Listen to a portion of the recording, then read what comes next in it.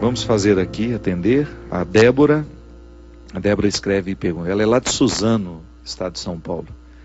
Padre Fábio, quando eu estou em oração e peço a Deus uma resposta, costumo observar essas respostas por meio de sinais. Mas aí fico indecisa. O que devo fazer quando percebo o sinal? Primeiro, a gente precisa conviver com ele, Débora, porque às vezes a gente faz a leitura do sinal de acordo com o nosso desejo. Deus nos fala. Eu me lembro que na minha dissertação de mestrado, o eixo, o ponto principal da minha reflexão foi justamente como Deus se manifesta na vida humana. Era um título comprido, difícil, né? O processo da revelação divina, o processo maêutico da revelação. É um teólogo que eu gosto muito, que eu escolhi para ser o meu teólogo de dissertação, que pega no conceito socrático de maiêutica. Sócrates era filho de parteira. E ele, observando a mãe dele, ajudando as mulheres a dar à luz, porque a parteira, ela facilita o parto, né? Ela não faz o parto, ela facilita para que a criança nasça. Sócrates, observando, ele identificou que aquele processo de parturiar uma criança é semelhante ao processo de fazer nascer o conhecimento numa pessoa. A criança já está lá dentro, a gente só faz sair para fora, né? Vir para fora. O conhecimento é a mesma coisa. Quando eu estou com uma criança, Sócrates acredita que todos os conhecimentos do mundo já estão dentro daquela criança. O que a gente precisa fazer é parturiar as experiências que já estão ali, inconscientes, que de alguma maneira a gente vai herdando da humanidade. E quando Sócrates identifica que, ao ser professor, ele faz o mesmo que a mãe dele fazia quando era parteira, ele cria a maiêutica, que é um método de educação. Na maiêutica, você nunca responde o que o aluno perguntou. Você faz uma pergunta respondendo a outra. Entende? Você não responde com uma resposta, você responde com uma outra pergunta. Então, eu vou estimular aquele que me pergunta a chegar à resposta por ele mesmo. Eu não dou a resposta pronta.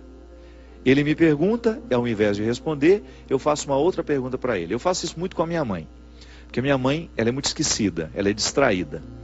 Algumas pessoas achavam que ela estava até esclerosada já. Eu falei, não, eu conheço bem a minha mãe é distraída.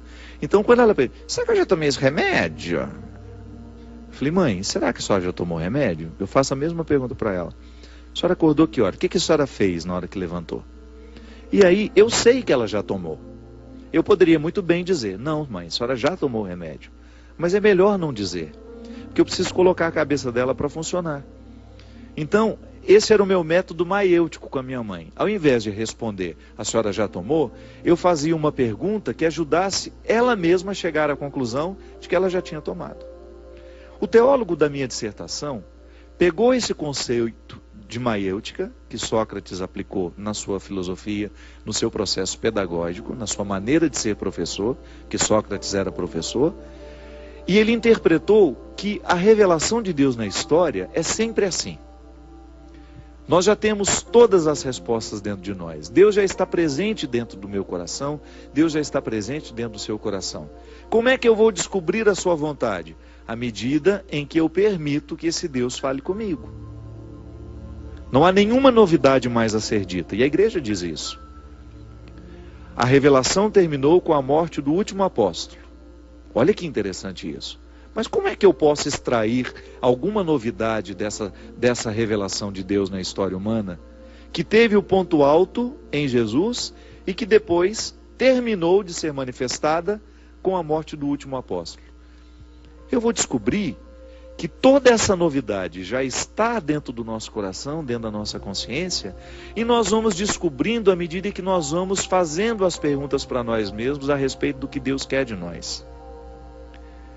Então, Queiruga, que é o teólogo que eu estudei, ele dizia assim: Deus sempre fala com o coração humano.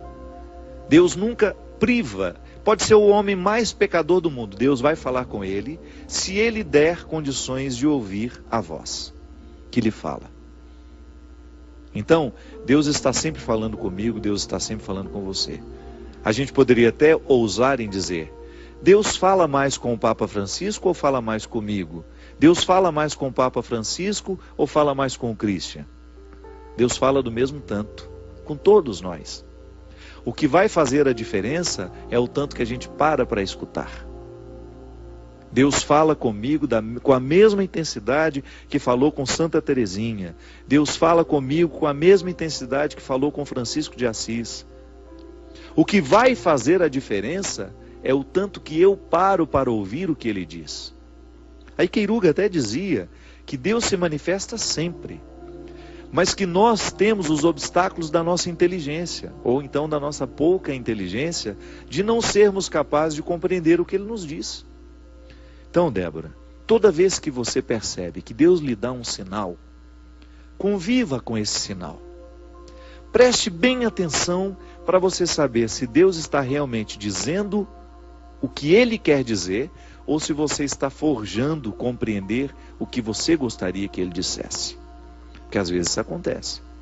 Eu peço a Deus que me dê a graça, vou dar um exemplo simples. Senhor, eu quero que o Senhor me dê a graça de gravar um disco em Los Angeles. Muita gente tem essa vaidade de sair do Brasil para ir a Los Angeles, para entrar nos grandes estúdios com os grandes produtores de Los Angeles. Eu nunca tive esse desejo. Pode ser que um dia eu tenha, pode ser que um dia eu tenha a oportunidade de fazer isso. Aí eu vou rezar e pedir a Deus que me ilumine para saber se aquilo é uma vontade. Mas a minha vontade é tão grande de gravar um disco lá em Los Angeles, que eu vou dar um jeito de escutar que Deus está me mandando ir para lá.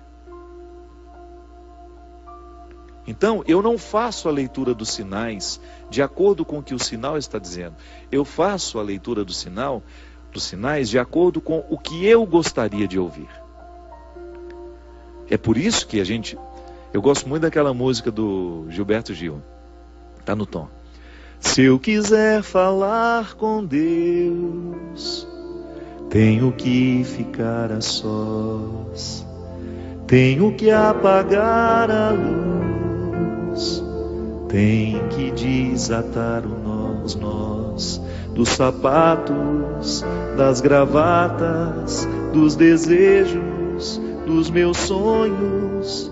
Tenho que perder a data, tenho que me achar, e por aí vai. Mas olha como é interessante isso. Se eu quiser falar com Deus, eu tenho que desatar o nó da gravata, tenho que desatar o nó do sapato. O que significa desatar o nó da gravata? Quem usa gravata sabe muito bem o que significa isso, não é? Depois de um dia de trabalho, você chega em casa cansado, estressado, você vai tomar uma taça de vinho, primeira coisa que você faz? Desafrouxa o nó da gravata, porque aquele nó, ele está muito ligado à obrigação, postura. E quando a gente chega em casa, você quer mais é ficar à vontade. Tirar os sapatos é uma demonstração de intimidade. Quando eu chego na casa de uma pessoa que eu tenho intimidade, eu não ouso em tirar os meus sapatos, ficar descalço, porque me faz bem. É uma maneira que eu tenho de dizer ao meu corpo que ele pode relaxar, que ele está em casa. Quando a gente quer falar com Deus, e o poeta Gilberto Gil nos deu algumas dicas preciosas, a gente tem que desatar os nós do desejo também. Isso é, eu não posso ficar amarrado àquilo que eu tanto desejo. Eu tenho que me despojar. A grande questão é essa. Só pode ouvir o que Deus está dizendo aquele que despojou do que diz a si mesmo. É até bom repetir isso. Só pode ouvir o que Deus está dizendo aquele que despojou-se do que diz a si mesmo. Porque aí eu corro o risco de ouvir não o que Deus está me revelando, mas eu corro o risco de ouvir aquilo que eu gostaria que Ele me revelasse. Então, se eu não desafrouxar os nós, se eu não retirar um pouco o meu desejo da história, aí você pode até dizer, padre, mas um ser humano pode viver sem desejar? Não, mas nós podemos observar o desejo. Nós podemos ter uma compreensão cada vez mais acertada do que desejamos, de como funciona o nosso sistema. Nós desejamos o tempo todo e é isso que nos mantém vivos.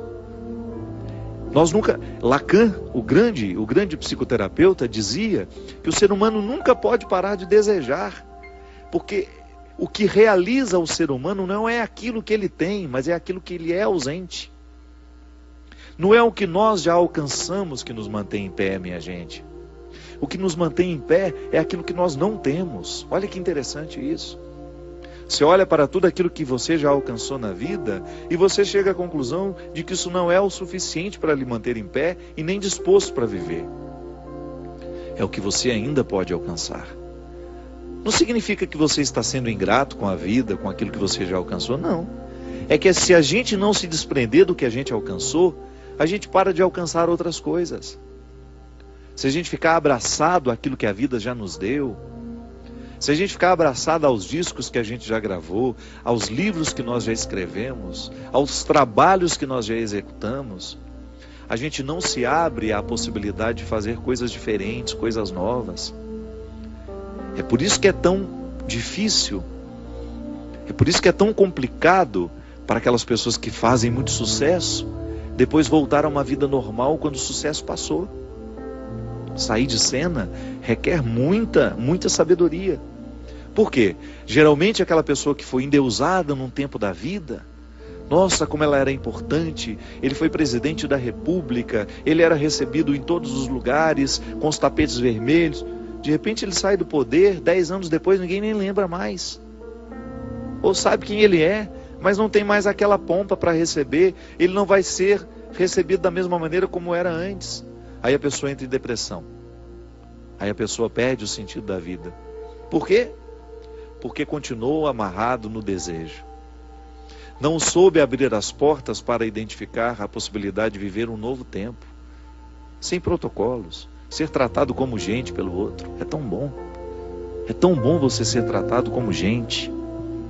Descansa tanto a gente quando o outro lhe olha como um ser humano só.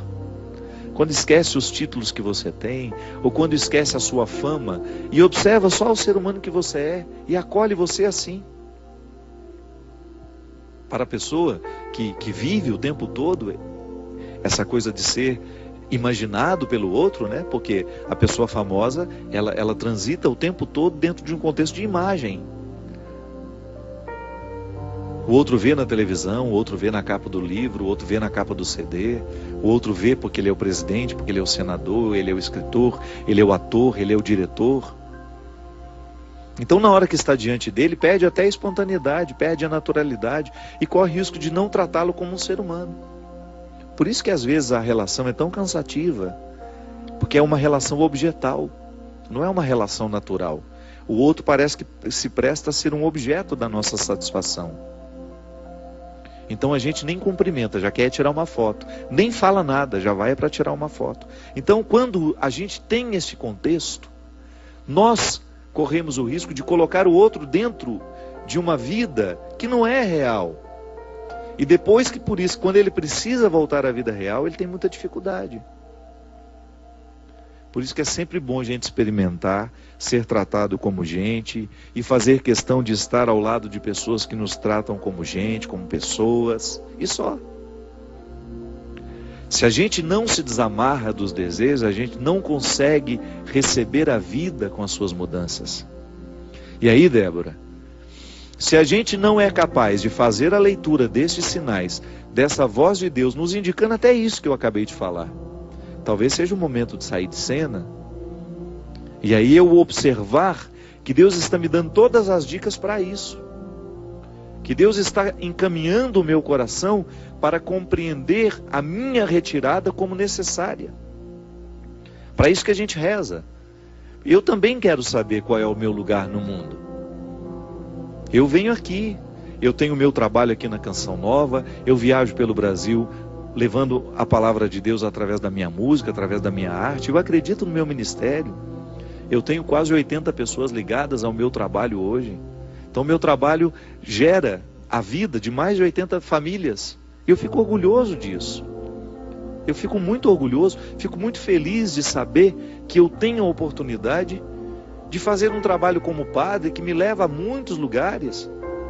Mas se por acaso eu começar a perceber os sinais de que Deus não me quer mais assim, Eu não posso negligenciar os sinais.